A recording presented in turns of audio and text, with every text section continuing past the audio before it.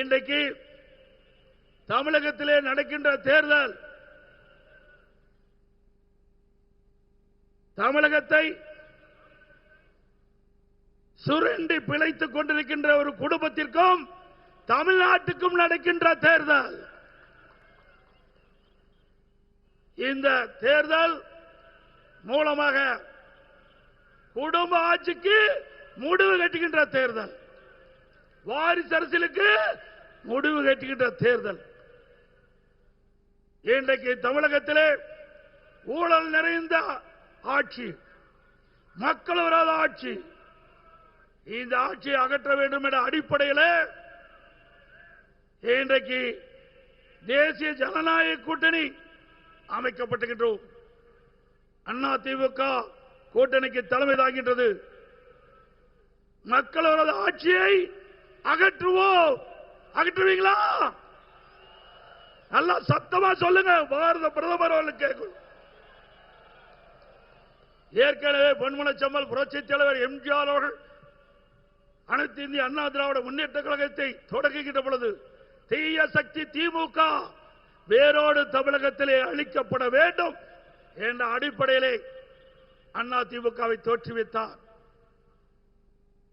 அவர் மறைவுக்கு பிறகு இதே புரட்சி தலைவி அம்மா அவர்கள் சிறப்பான ஆட்சி கொடுத்தார்கள். இருவரும் தலைவர்கள் தமிழ்நாட்டுக்கு சிறப்பான ஆட்சி கொடுத்த தலைவர்கள்.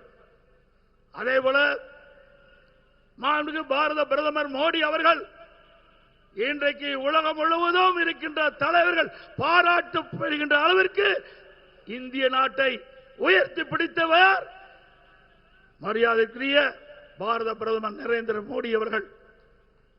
எத்தனையோ பிரதமர்கள் தமிழக நாட்டை ஆண்டிருக்கின்றார்கள்.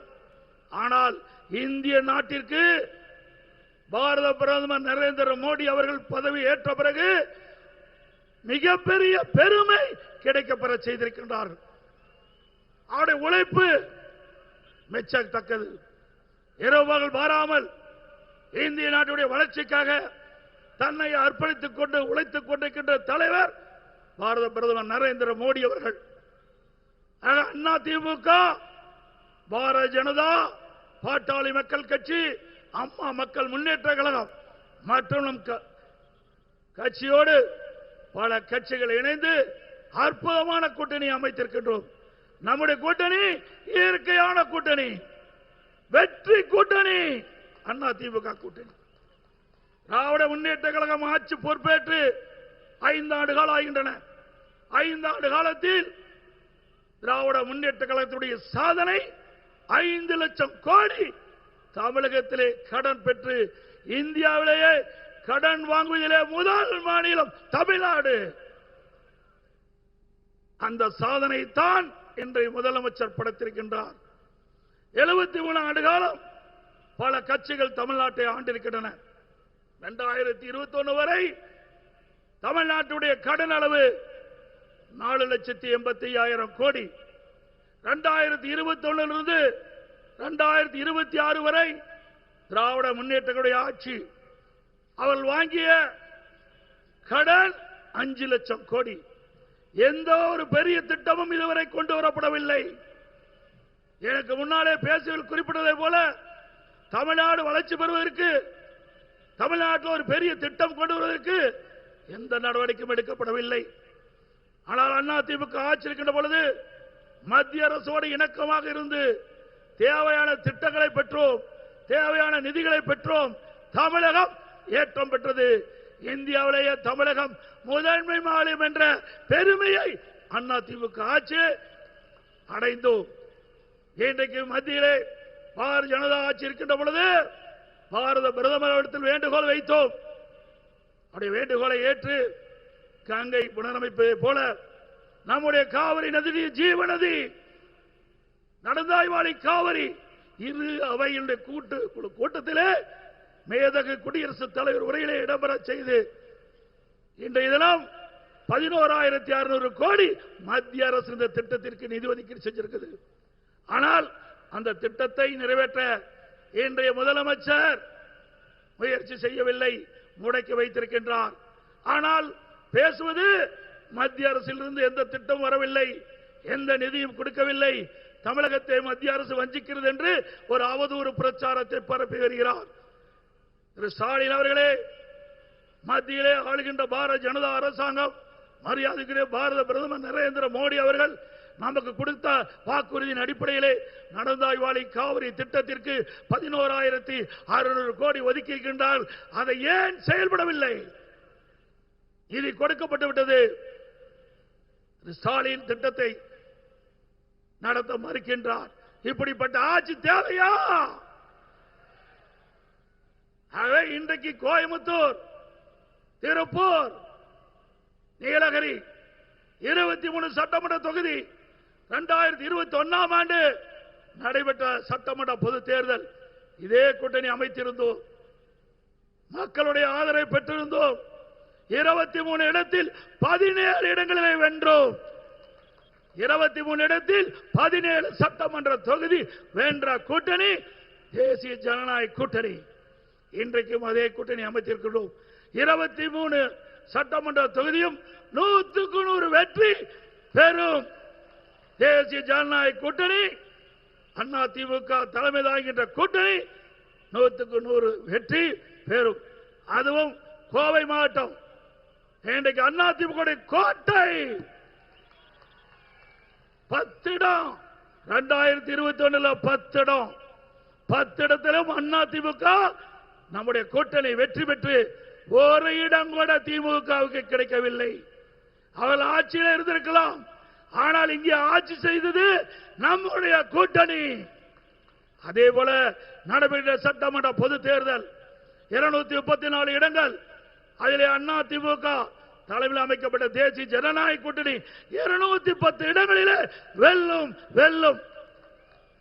நம்முடைய கோயம்புத்தூர் மாநகரத்திலே பல்வேறு திட்டங்களை நிறைவேற்றி கொடுத்திருக்கின்றோம். அதே போல நீலகிரியிலே பல்வேறு திட்டங்கள். நாம் கேட்ட மருத்துவக் கல்லூரி மாண்புமிகு பாரத பிரதமர் ஊட்டியிலே மிகப்பெரிய மருத்துவக் கல்லூரி மருத்துவமனை கொடுத்திருக்கின்றார். திருப்பூர் மாவட்டத்திற்கு அற்புதமான மருத்துவக் கல்லூரி மருத்துவமனை கொடுத்திருக்கின்றார். இதை விட என்ன வேண்டும்? ஒரே ஆண்டில் மத்திய அரசாங்கம் நாம் கேட்டுக்கொண்ட அந்த கோரிக்கையை ஏற்று தமிழ்நாட்டு மக்களுடைய நன்மை கருதி 11 மருத்துவக் கல்லூரி கொடுத்து இன்றைக்கு நமக்கு ஒரு மிகப்பெரிய அடையாளத்தை கொடுத்திருக்கின்றார். இந்த மாவட்டம், இங்கே கோவை மாவட்டம், நீலகிரி மாவட்டம், திருப்பூர் மாவட்டம், 3 மாவட்டம் ஒன்றாக கலந்து இந்த கூட்டம் நடந்து இருக்குது. இந்த 3 மாவட்டத்தில் 2 மாவட்டம் ஊட்டி, திருப்பூர் 2 இடத்தில் 2 மருத்துவக் கல்லூரியை கொடுத்த அரசு மத்திய அரசு. திமுக ஆட்சிக்கு வந்து 5 ஆண்டுகள் ஆகிறது. ஒரு மருத்துவக் கல்லூரி உங்களால் கொண்டு வர முடிஞ்சதா? 2011-2021 வரை அண்ணா திமுக ஆட்சியிலே 17 அரசு மருத்துவக் கல்லூரி மருத்துவமனை, 7 சட்டக் கல்லூரி, 21 பாலிடெக்னிக் கல்லூரி, 68 கலை மற்றும் அறிவியல் கல்லூரி, 4 பொறியியல் கல்லூரி, 4 வேளாண்மை கல்லூரி, 5 கால்நடை மருத்துவக் கல்லூரி ஆராய்ச்சிகளையும் கொண்டு வந்து இந்திய திருநாட்டிலே பட்ட படிப்பதிலே முதல் மாநிலம் தமிழ்நாடு. ஆக திரு ஸ்டாலின் அவர்களே, எப்பொழுது பார்த்தாலும் அண்ணா திமுக ஆட்சியிலே எந்த திட்டத்தையும் நிறைவேற்றவில்லை என்று தவறான கருத்தை, அவதூறான கருத்தை பரப்பி வருகிறார். அதை நிறுத்திக் கொள்ளுங்கள். அண்ணா திமுக ஆட்சி ஒரு பொற்கால ஆட்சி.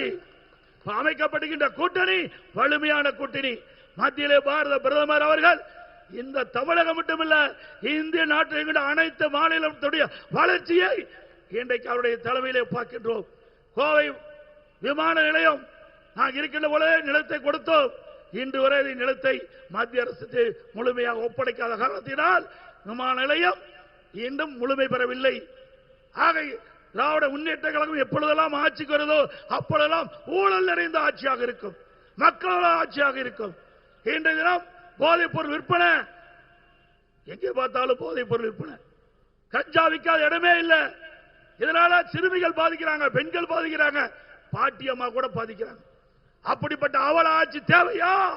சிந்தித்து பாருங்கள். இந்த தேர்தல் மூலமாக திராவிட முன்னேற்ற கழகத்தை வீழ்த்துகின்ற தேர்தல். தமிழகத்திலே 3 மாதம் ஆட்சி அமைந்துள்ளன. 3 மாதத்தில் இன்றைக்கு தமிழகத்தில் இருக்கின்ற இந்த கஞ்சாவை முழுமையாக அறவாக ஒழிக்கப்படும். தமிழகம் போதைப் பொருள் இல்லாத மாநிலமாக உருவாக்குவோம். தமிழகத்திற்கு தேவையான திட்டங்களை மத்தியிலிருந்து பெறுவோம். தமிழ்நாட்டு மக்கள் என்ன எண்ணுகின்றார்களோ அந்த எண்ணப்படி மத்திய அரசோடு இணைந்து பணியாற்றி நமக்கு தேவையான நிதிகளை பெற்று தேவையான திட்டங்களை பெற்று தமிழ்நாடு இந்தியாவிலே நம்பர் 1 மாநிலம் என்ற பெருமையை உருவாக்குவோம் என்று சொல்லி மேடைகளை வீட்டுக்கின்ற நம்முடைய அற்புதமான வேட்பாளர்கள், சிறப்பாக பணியாற்றக்கூடிய வேட்பாளர்கள், அனைத்து இந்திய அண்ணா திராவிட முன்னேற்ற கழக வேட்பாளருக்கு இரட்டை சின்னத்திலே வாக்களியுங்கள். பாட்டாளி மக்கள் கட்சி வேட்பாளருக்கு மாம்பழ சின்னத்திலே வாக்களியுங்கள். பாரதிய ஜனதா கட்சி வேட்பாளருக்கு தாமரை சின்னத்திலே வாக்களியுங்கள். அம்மா மக்கள் முன்னேற்ற கழக வேட்பாளருக்கு குக்கர் சின்னத்திலே வாக்களித்து நம்ம கூட்டணியில் அங்க வைக்கின்ற கட்சியினுடைய வேட்பாளர்களுக்கு அவரோடு நிற்கின்ற சின்னத்திலே வாக்களித்து 234 தொகுதியிலும் கூட்டணி வேட்பாளர் போட்டியிடுகிறோம். அத்தனையில் 210 இடங்களில் வெல்லுவதற்கு நீங்கள் முழு ஆதரவு கொடுக்க வேண்டும் என்று சொல்லி இங்கே அமர்ந்திருக்கின்ற அனைத்து வேட்பாளர்களும் வெற்றி பெற செய்ய வேண்டுமாய் இருகரம் கூப்பி வேண்டி கேட்டு விடைபெறுகின்றேன். நன்றி, வணக்கம்.